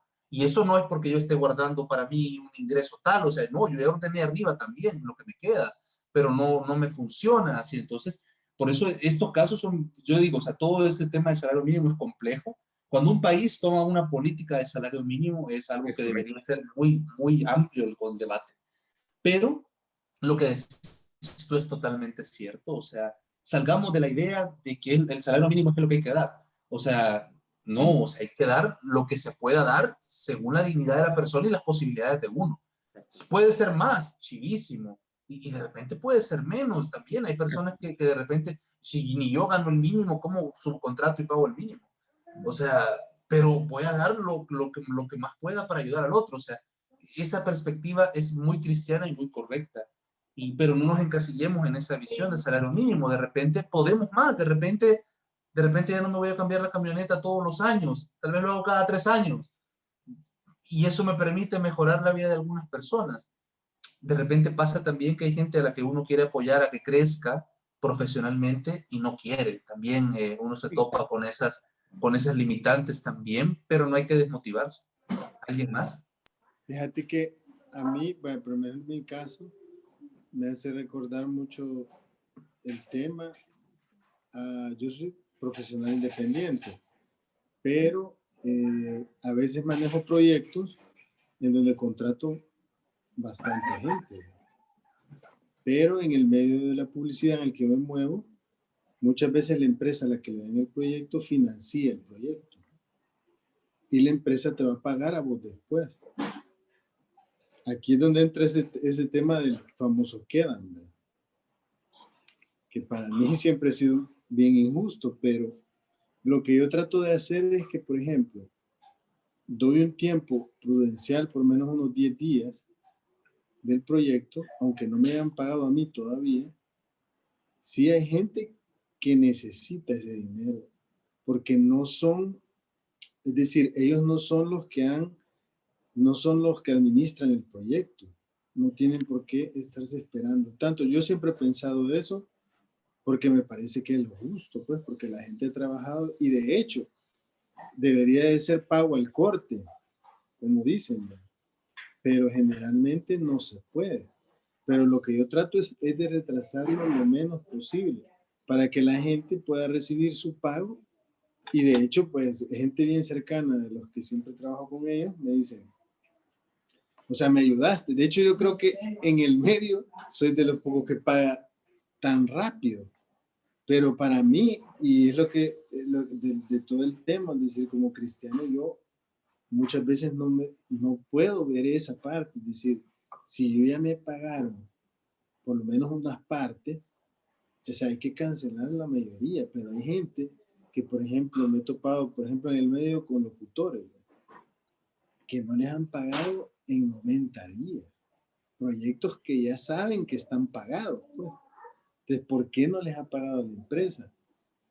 Y otra cosa que me hacía recordar es, de hecho, que eso que estaba mencionando por último, que en empresas grandes, en la relación de trabajo, he conocido empleados que básicamente, o sea, tienen el trabajo, tienen las prestaciones, probablemente no tendrán el sueldo, el doble que generalmente pide la gente de lo que está ganando, pero tiene un buen trabajo y lo que no quiere es crecer, lo que no quiere es seguir trabajando, es decir, se quejan demasiado. O sea, la parte del empleado a veces se vuelve un poco complicada cuando ya se empieza a quejar demasiado de lo mismo, de lo mismo, de lo mismo. Y no quieren hacer más de lo que les piden. Entonces, cabal, ahí ve uno que no hay una actitud de motivarse. Y de hecho, yo sí me he encontrado con personas que se les ve la gana de que quieren hacer cosas totalmente extras de lo que están realizando. Entonces, yo creo que esa guía de la iglesia es bien importante porque yo siempre también he pensado el hecho de que hay personas que nunca crecen como empresarios.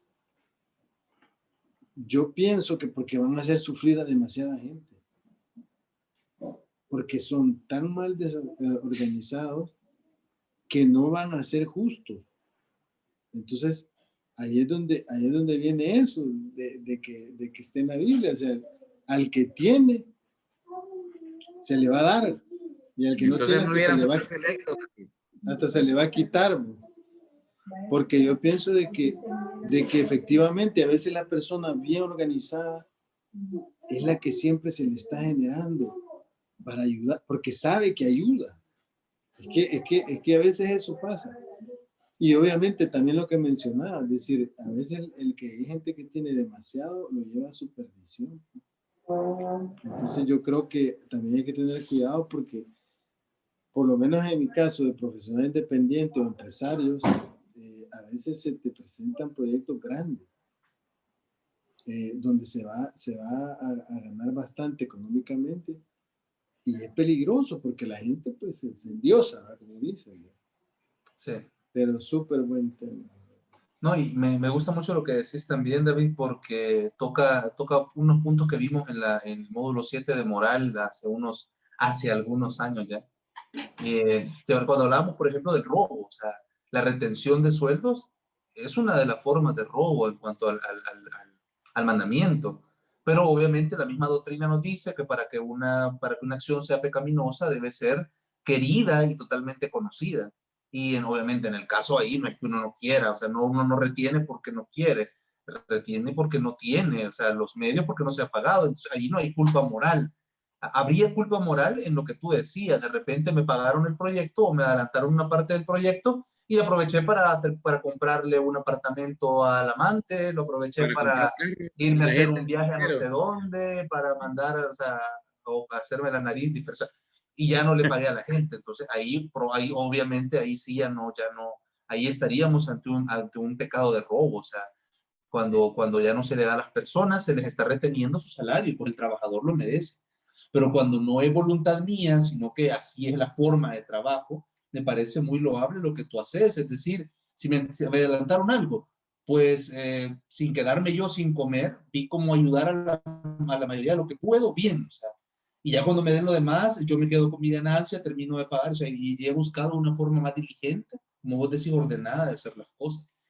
Muchas veces las crisis económicas de nosotros o las crisis económicas de las empresas no pasan ni por cuestiones de mercado ni por cuestiones de la economía nacional, sino por desórdenes internos de las empresas o de los grupos que los manejan. Entonces, si nosotros aprendemos a manejar mejor nuestros ingresos, si somos ordenados para mejorar nuestros ingresos, vamos a poder ser más solidarios, vamos a darnos cuenta que sí podemos ayudar.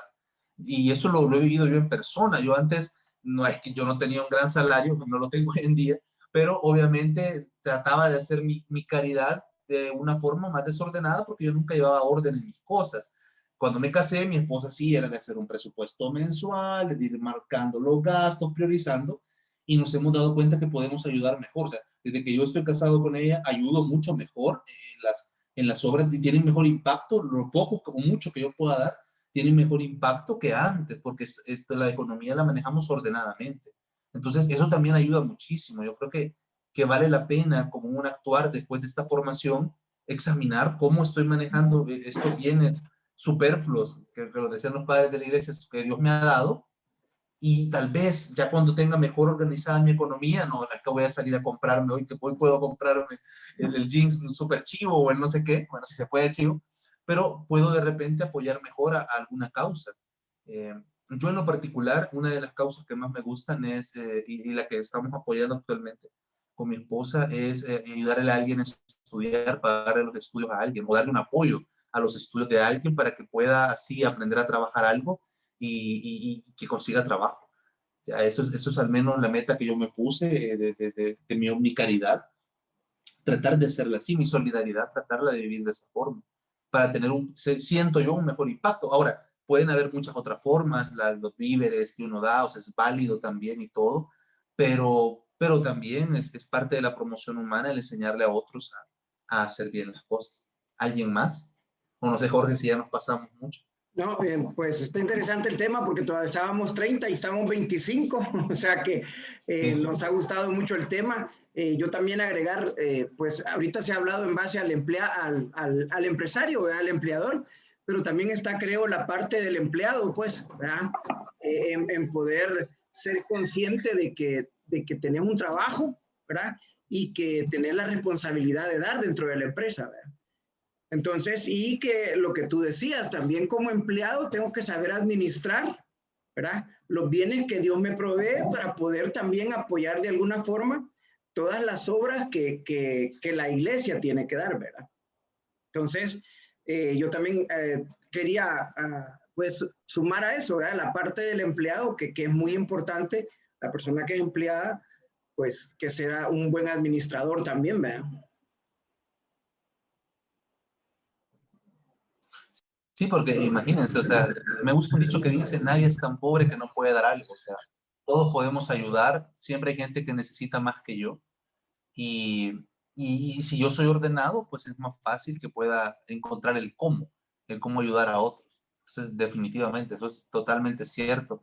Y claro, o sea, obviamente desde la perspectiva de la opción preferencial por los pobres, la iglesia ve la necesidad de que la empresa, que la economía nacional apoye a los pobres, pero eso no quiere decir, ah, bueno, si yo soy pobre, ah, pues qué chivo, todos trabajan para mí, yo no hago nada. No, yo también tengo mi compromiso salvarme, yo también me quiero ganar el cielo y Dios me va a juzgar en mis obras también.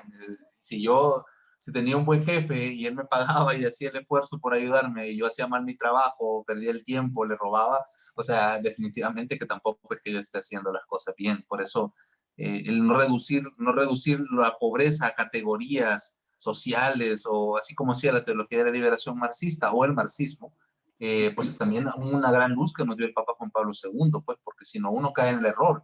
Entonces, ya como soy pobre, yo hago lo que quiero y no importa, me salvo. O sea, no, también mi salvación está en juego. Muchas gracias, Jorge, por tu comentario. Ok, gracias. No sé si hay alguien más que quiera comentar. Bueno, como decía Ricardo, los anuncios parroquiales. La próxima semana va a estar con nosotros el padre Carlos Paneso de Colombia, ¿verdad? Sacerdote budista. Nos va a estar acompañando con el tema Un verdadero adorador, así con interrogante al final, ¿verdad? Creo que va a estar muy bueno el tema, así que cordialmente invitados. Boris, te voy a mandar el link por si puedes acompañarnos, ¿verdad? Gracias. Y pues cerraríamos ese mes con la formación del 24 y primero Dios, la próxima semana también estaríamos haciendo el anuncio ya de retomar nuestras asambleas presenciales, ¿verdad? Vamos a tomar, pues ya se habló con el padre y ya él autorizó, ¿verdad? Hay un número limitado de parejas, así que pues vamos a iniciar con los que estén dispuestos a llegar. Se van a mantener los protocolos de seguridad, ¿verdad? Pero quedamos pendientes para la próxima semana confirmarles qué día iniciaríamos. En diciembre, en la primera asamblea, vamos a tener la oportunidad de tener a una pareja que se llama William y Andrea Cardona. Los pueden buscar en Facebook. Ellos tienen su propia comunidad también en Atlanta. Ellos nos abrirían posiblemente las asambleas presenciales en diciembre. Sí, pues decidimos que serían en diciembre la apertura, pero sí queremos hacer por lo menos una antes de que se cierre el año para ir retomando ya pues nuestras asambleas presenciales. Gracias a Dios, en Corazón de María, las misas están creciendo mucho, ¿verdad? No se está pasando del cupo, el padre sí está siendo muy cuidadoso en ese sentido, ¿verdad? Así que pues lo mismo nos pidió el día de ayer, ¿verdad? Que fuéramos cuidadosos en no pasarnos del cupo que él nos había dado y que guardáramos los protocolos de seguridad. Así que pues estamos para el próximo martes cordialmente invitados, ¿verdad? El padre Carlos Paneso lo pueden buscar también en Facebook y en YouTube. Nos lo recomendó el padre Raúl Telles. Así que para cerrar, pues le vamos a pedir a Boris que nos haga el favor de hacer la oración de cierre. Bueno, en el nombre del Padre, y del Hijo, y del Espíritu Santo. Amén. Te damos infinitas gracias, Señor. Bendito seas que nos permitiste en esta noche el poder reflexionar mucho acerca de la importancia de reconocer al hombre como fin y no como un medio, Señor, tanto en la vida económica como en las relaciones sociales. Permítenos siempre, Señor, ver al hombre como tú lo ves, como un objeto de tu amor, ver a cada uno de nuestros hermanos, Señor, como objeto privilegiado del amor tuyo que nos has dado a nosotros. Te damos gracias porque tú nos has amado y porque nos has dado esa gran dignidad, y te agradecemos por todos tus beneficios, a ti que vives y reinas por los siglos de los siglos. Amén. Amén. Dulce Madre, no te alejes, tu vista de mí no apartes, ven conmigo a todas partes y solo nunca me dejes, ya que me quieres tanto como verdadera Madre, así me bendiga el Padre, el Hijo y el Espíritu Santo. Amén. Un gusto haberlo visto. Cuídense Gracias, mucho. Boris. Adiós. Muy buena clase. Ahí sí me lo hace el favor de enviarme el archivito para poder compartirlo. Ahorita, chivo. Ok, bueno, buenas noches. Quienes quieran el archivo que me va a compartir Boris, ahí me avisan por chat para enviárselos.